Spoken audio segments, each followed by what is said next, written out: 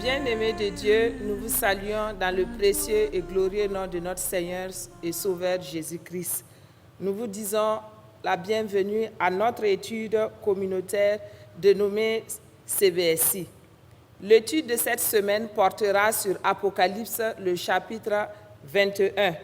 Et le thème qui se dégage est « Toutes choses nouvelles ».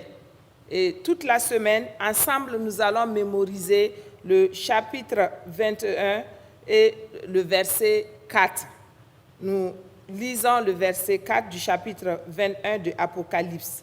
Il est écrit « Il essuiera toutes larmes de leurs yeux, et la mort ne sera plus.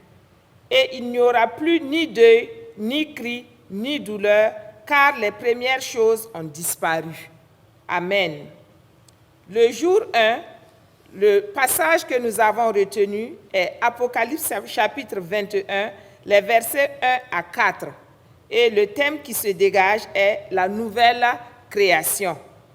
Puis je vis un nouveau ciel et une nouvelle terre, car le premier ciel et la première terre avaient disparu et la mer n'était plus. Et je vis descendre du ciel, d'auprès de Dieu, la ville sainte, la nouvelle Jérusalem, préparée comme une épouse qui s'est parée pour son époux.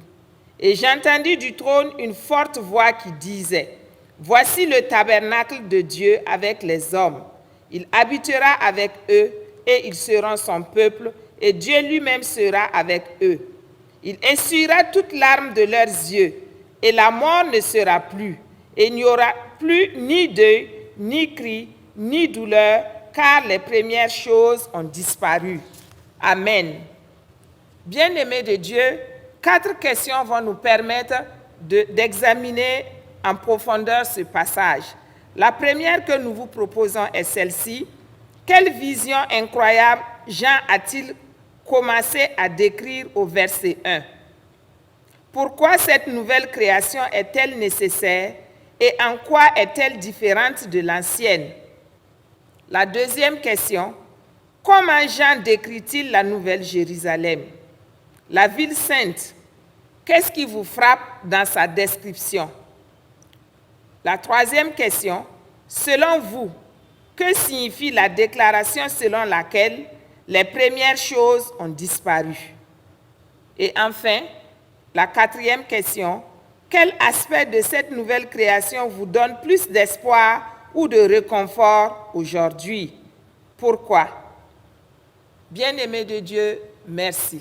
Nous vous disons merci d'avoir été avec nous tout au long de cette étude et nous vous souhaitons une très bonne méditation. Que Dieu vous bénisse.